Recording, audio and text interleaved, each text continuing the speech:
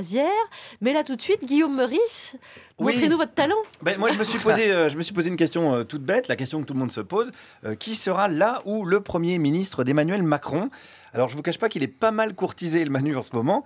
Il est quand même passé en 6 mois du statut de lépreux acnéique à celui de bonasse du lycée. Dans tous les autres partis, du coup, c'est le grand festival de contorsion. On découvre pas mal de champions de grand écart facial et d'éjaculation du même nom. Alors, comme Manu a dit qu'il était très attaché à la société civile, pour lui filer un coup de main, je suis allé la voir ce matin, la société civile, pour aider notre président. On commence avec une dame.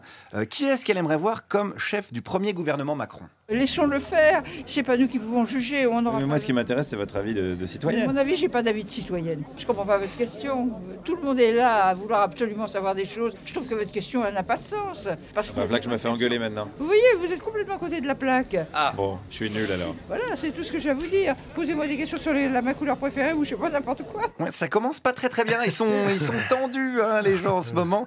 Tendus, comme Estrosi, qui n'ose même plus cligner des yeux devant son portable de peur de rater un texto depuis 2 jours. Mais bon, on est en démocratie, c'est le peuple qui décide, y compris des questions à poser. Alors du coup, allons-y. Quelle est votre couleur préférée? C'est jaune. Voilà, vous faites ce que vous voulez de cette information. Mais moi, je suis à l'écoute des gens. J'aime les gens, j'ai cette passion des gens. Et parmi ces gens, il y en a qui ont des idées quand même de Premier ministre. Krasuki, je pense que c'est. Krasuki, c'est bien? Ah ouais, c'est bien Krasuki. Ouais. Mais est-ce qu'il n'est pas un peu trop mort en fait? Si, il est mort, mais c'est pas grave, justement. Pour vous, c'est Krasuki? Vous, c'est votre choix du cœur? Krasuki ou Marine Le Pen. Ah oui, quand même. Les gens sont paumés en ce moment. Ça rassemble large quand même. Là, pour se divertir, le mec doit hésiter entre Baudelaire et Franck de la Personne. Et en dessert, entre une tarte aux fraises ou un flan au vomi. Est-ce qu'on peut faire mieux comme rassemblement large? Robert Hue ou Christine Lagarde, voilà. Ouais, pour vous, c'est pareil. Pareil. Robert Hue ou Christine Lagarde. Je crois surtout que les Français n'en ont plus rien à foutre. On leur dirait demain que c'est Bob l'éponge, ce serait pareil. Ils en ont tellement plus rien à foutre qu'ils sont prêts à reprendre qui? Manuel Valls. Manuel Valls, ça me va. C'est vrai? Ça me va. Pourquoi? Il est charmant lui aussi. Mais il a un petit peu trahi le PS et Benoît Hamon, ça vous dérange pas? Non, ça ne dérange pas, ça dérange pas. Un Premier ministre qui trahit, ça vous dérange pas? Après, il ne peut pas faire autrement. Il n'avait pas le choix que de trahir. Ouais. Et il n'avait pas le choix de trahir Manuel Valls, parce qu'il le voulait, ce titre de Judas d'or 2017. Pauvre Manuel Valls. Quoi qu'on en pense, il reste fidèle à sa position, puisque sa position, ça a toujours été à plat ventre devant les puissants. Alors, je galère un petit peu à débusquer une solution crédible pour diriger le gouvernement, mais ne désespérez pas les amis, car j'ai finalement trouvé, écoutez ça. Il faut quelqu'un qui ait de la poigne, parce qu'on ne peut pas continuer à donner, à distribuer partout. Vous voyez. Alors je veux dire, à mon avis, le seul homme politique vraiment valable qui est en Europe, c'est Poutine. Ah, le seul. Poutine Premier ministre, alors faudrait. D'abord, il n'a pas d'opposition, il peut aller au but qui sont les siens. Après, il n'a pas d'opposition parce qu'il les fait assassiner.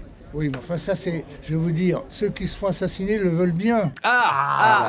L'inventeur de la théorie de l'assassinat consenti.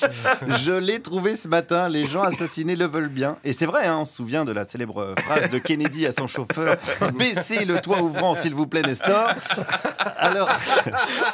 Alors comme c'est pas tous les jours qu'on tombe sur un théoricien comme ça au hasard d'une rue, j'ai poursuivi l'analyse. Les opposants assassinés, ils font quoi? Ils font tout pour. Vous voyez, ils font tout pour se faire assassiner. Oui, on ne peut pas avoir d'opposition. Des gens qui, dès qu'on fait quelque chose, vont dire il faut faire le contraire. Mais est-ce que c'est pas un problème de démocratie, ça? Mais la démocratie est foutue, monsieur. C'est fini, il n'y a plus de place pour la démocratie. De toute façon, je veux dire, regardez, les démocrates, qu'est-ce qui a créé la démocratie? La Grèce. Vous voyez où ils en sont, les Grecs. Excusez-moi, mais c'est implacable. Le problème, c'est que c'est un raisonnement qui marche aussi pour la moussaka et Demis Roussos, mais quand même, ça fonctionne.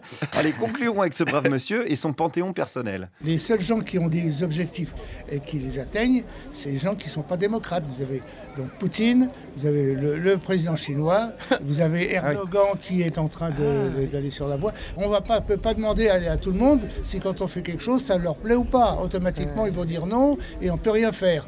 Voilà. Alors ça veut dire qu'il faudrait une bonne dictature en France? Voilà, exactement. Et écoutez, si Macron nous écoute, voilà, c'est pas le 49-3 qui lui fait peur, donc c'est pas la soif de démocratie qui l'étouffe. Pour le Premier ministre, ça je me fais pas de soucis pour lui, il trouvera dans son entourage, qui s'apparente d'ailleurs de plus en plus au Bois de Boulogne, la politique c'est comme la prostitution, sauf que c'est tout le peuple qui paye.